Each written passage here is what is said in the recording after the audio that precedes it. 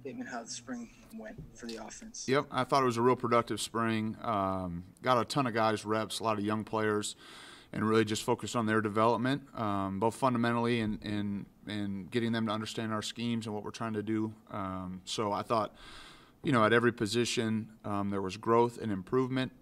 We're not where we need to be. We still have a lot of work to do this summer, and the upcoming months are going to be huge for us to have the type of season that we're all, trying to have. And our guys know that. But the energy, the effort, the toughness, the willingness to improve and be coached was outstanding, and super excited about the group. All right, John, and then Tom. DJ Matthews was a guy who was named one of the outstanding players offensively. What have you seen from him in terms of what he can bring to the offense? I know he's a quick guy, explosive. What kind of plays did you see from him this spring that make you think he could have a lot of success in the fall?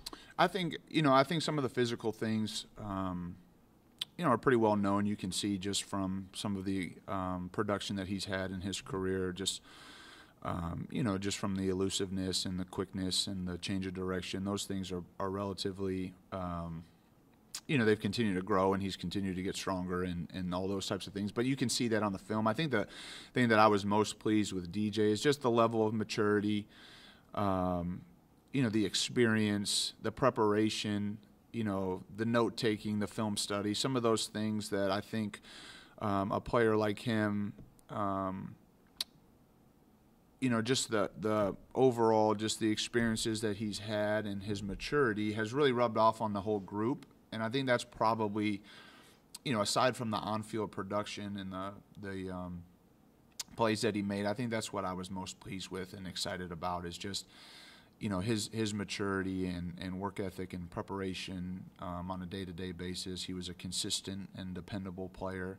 And certainly had production on the field in different moments throughout spring. So we're real excited about DJ.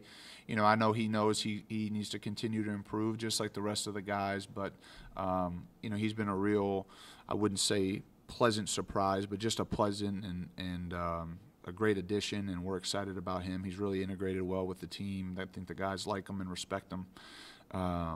Likes to be coached, wants to be coached, and I appreciate that about him. So we're excited about DJ, and he needs to continue to improve and get better over the next couple of months, but he's been great, and we're excited to have him.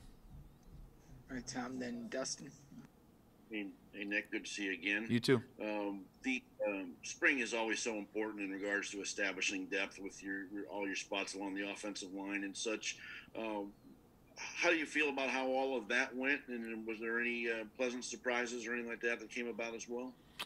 I think we're a work in progress still up front, relative to the depth piece that you're asking about. I think we have a pretty good idea of, who we're anticipating being in the top group or the top group and a half. Those positions are still open and to be determined. But certainly there's some players there that have had a ton of experience that we're expecting to continue to elevate their play. But I think from the young player standpoint, just the amount of reps that they were able to get. We have a lot of good young linemen in the program that just need to continue to get developed and make mistakes and learn and grow. And, we're excited about that. I'm trying to think, without missing, players, guys that had a lot of reps and I thought improved and took a step forward. Guys like Cam Knight, Josh Sales, Randy Holtz, Tim Weaver, some guys that maybe, and I'm sure there's others, I'm not listing all of them, but just guys that are young, developing offensive linemen in our program, that we're really excited about, and we think they have bright futures, but it's a developmental position. You're talking about the biggest, strongest,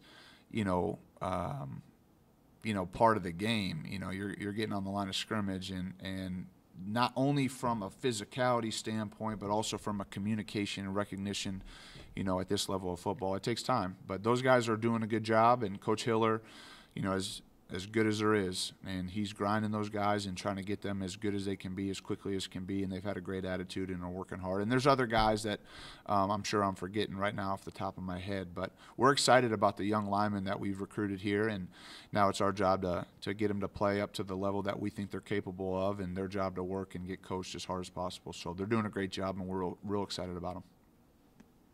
Dustin and Kevin. To stick on the offensive line theme, just what was your impressions of Zach Carpenter in the spring? Basically, where was he mostly used at center? Did he move around at all? And what did you think about his play? Yeah, he's an inside player, and he has versatility both at center and guard. And so we try to train as many centers as possible. If you can snap, we try to get you in there because it's a position that if somebody, pops a shoelace, you got to make sure you have enough guys that can snap. But, obviously it's a critical position from a communication standpoint. I think Zach has had a great attitude. He's strong. He's a very strong, naturally strong, and he works hard in the weight room. So, his development in the next couple months, just as far as feeling more comfortable and confident in the scheme, is important. But we do think he has position versatility, which is important. We do think that he can snap and play center, and we're going to give him an opportunity to start at any of those positions if he earns that, and we try to do that with all the inside players. Some guys we just strictly train at guard, or some guys we strictly train at center, but we try to cross-train a lot of guys so that they can do both, and then that way you can play the best inside players regardless of, if the center's position's up for grabs or the guards or et cetera. So you're just trying to get the three best inside guys you can, and the guy that snaps at the most plays center, communicates at a high level. Kevin and Matt.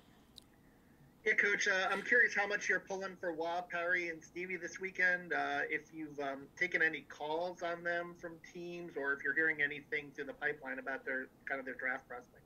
I'm pulling for them as hard as I possibly could be, and praying for them that they find a place that gives them the best opportunity to compete and be professional football players. So I called each one of them yesterday and FaceTimed them and let them know that I'm sending as many good vibes to them as possible here in the next couple days. So I'm forever thankful and grateful to those guys, along with a lot of other guys that have played here in my time here in Indiana. But the way that they've represented our university, our football program, the way they've competed and performed on the field, I can't say enough great things about all three of those guys, and I wish them the very best, along with the other guys, on the defensive side of the ball that are hoping to get their name called or get a phone call here this weekend. So I've taken a lot of calls on all those guys, and that's a credit to them and what they've done here in their time. And so certainly all three of those players, we were talking to Harry prior to the bowl game. He was here the very first, since I've been here. And the first game we played on, I think it was Thursday or Friday night against Ohio State to kind of kick off Coach's tenure here officially, in the regular season. Harry was a freshman. And so he's been here as long as we have. Wap's the same. Stevie's a year behind them. But they've all been great. And I can't say enough great things, and I'm going to miss the heck out of them, and I'll be pulling for them like crazy this weekend. Matt and Jim. Hey, Coach, how's the family? Everybody's good. Yeah, my son actually. Yeah, we'll talk off air. My son's doing great, but he hit his head on a rock this weekend, so we had a couple stitches. So we're rocking and rolling though. He's good. He's doing good. That's good. I want to ask you about A.J. Barner. Obviously, you're heavily involved in recruiting him. I know you didn't coach him directly because you got moved, over to the quarterback. But just your thoughts. He was more of a defensive guy in high school. Just your thoughts on his progress. How excited are you to? I guess how big of an impact could he be? I know Peyton and Matt are still there and some other guys, but how much more of a role can he take on this year at tight end as a guy who can maybe really help you in the passing game? I think we're extremely excited about A.J. Barner and his future. I think the role that he has for this upcoming year will be determined by his play and performance in training camp. Certainly he's laid a foundation in spring practice that we feel like he can contribute. He has two guys that are upperclassmen that really lead the way from a work ethic and toughness and competitive standpoint, and as well as a knowledge standpoint at the position. We feel very confident in that room, and AJ, we think, in his career here will have a big a big contribution. You know, he was a kid that just has the frame that you're looking for, and the athleticism and the toughness. Obviously, he played a good portion of his high school career at middle linebacker. You know, my experience as a coach has been, you know, when you look at young players, positional players, you know, not linemen or quarterbacks, but, you know, running backs, tight ends, wide receivers, usually the best players, they show up early in their career on special teams. And A.J. did that last year. He made tackles on kickoff. He contributed. And that has just continued as his development from a tight end position has grown. And, you know, Coach Wright's phenomenal. He has coached multiple positions, which I think the tight end position in our offense is, you know, it's a challenging position to play because we ask them to do a lot of things. You know, their versatility from a skill set is really important, and I think, you know, the coach that's in charge of that room does a fantastic job. You know, and Coach Wright's perspective on big picture football really allows those guys to understand the entire concepts. It helps build their skill set so that they're harder to defend, and I think A.J. has really shown that, you know, both in the box and detached, that he's a player that we're excited about. And his role will be determined by how he plays throughout, you know, training camp, but we're expecting big things out of A.J. All right, Jim, and then Paul. Excuse me. Hey, Nick, how are you doing? I'm doing great. How are you? Good. Great, sir. You came into this as a young coordinator, but, man, with all that has gone on, all the injuries, all the adaptations that you've had to make so quick, it's like this has given you 5 years of experience all of a sudden. Do you feel like you have been in this job for much longer than you have already with all of that has gone on? I would say probably yes, now that you ask, you know, that way, because last year was unlike any other. I think, yeah, I do. You know, it was great. I mean, the thing that I'm thankful for is just the people that have been around me, you know, the coaches and the players. But certainly last year was very unique. You know, the offseason, the preparation up to the season was extremely unique and challenging. And you look back and say there's things that you wish you did different or you would do again or whatever it may be. And it was hard to, you know, this has been a little bit more normal from a preparation standpoint. You know, you have 15 spring practices, the implementation and development of your group, you know, relative to scheme and fundamentals is a little bit more normal.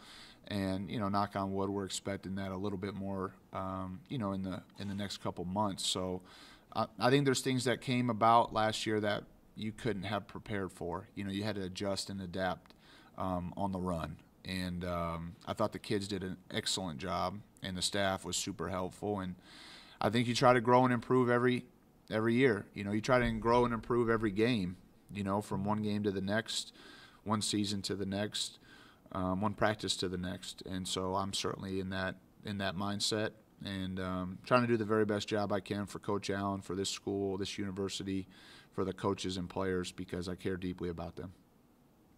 All right, Paul, and then we'll wrap up with Tom. Hey, Coach. Obviously, Jack took the lion's share of snaps at quarterback, but who were some other guys in that room that produced as things went along this spring?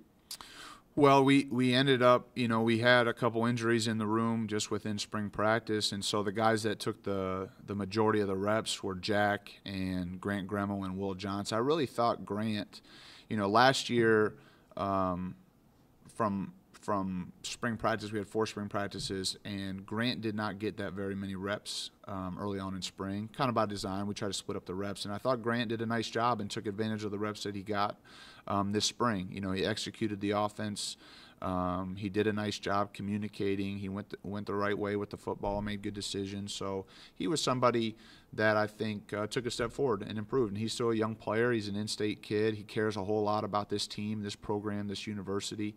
And, you know, he's continued to improve. And I think Will's a big, strong athlete, did some nice things, you know, and he's developing as well. But I think Jack, you know, he took the majority of the reps. He had couldn't have asked for more reps from a developmental standpoint, and I think he took steps forward, and I'm excited about Jack and his future, and he's great. I mean, he's proven to be able to go in the game and win Big Ten football games, and I think he's just continuing to grow as a player. So we're excited about that room and excited to get healthy and get some guys back. All right, Tom, last one. Nick, I always have to ask, how's Michael doing, and what during the course of the summer can and can you not get accomplished with him in regards to getting ready for the fall? Mike's doing great, and he's recovering and rehabbing, and he's doing a real good job. And I think in the summertime, it's the progress is sometimes day to day when you're dealing with coming off of surgery. I feel confident in our ability to do some things fundamentally for him, to get him back throwing, get him back doing some of the drill work. It might be modified, early on in summer, and hopefully as we get closer towards August, it'll be more towards normal. But we want to be smart about that. We want to make sure that Mike's fully healthy and ready to go. But I feel confident that he'll have a productive summer, and he'll be able to get some of the timing and some of the work that happens during those months with the wideouts and tight ends and running backs, and the communication that occurs with the offensive line. So I feel comfortable with where he's at, and I think he feels the same way. And it'll be big. It'll be big for Mike. We were talking about this, just the other day. Mike's development is unique because in the off seasons that he's been here, he's been recovering from surgery. So I think this summer will be huge for him and his growth. And I think he's excited about it. And, I have a ton of, I admire Mike for his toughness and the things that he's had to go through since he's been a player here. I told him that, I think some of the mental toughness to go through some of the injuries that he's had and continue to have an upbeat and positive attitude, it's inspiring, and I admire him for that. And I try to encourage and push him to continue to chase his dreams, because he's a special player and a special person, not just to me, but to my family and this place and our staff. And so we're excited about Mike, and know he's got a big summer ahead. All right. Thank you, Nick. Okay. Thanks, guys.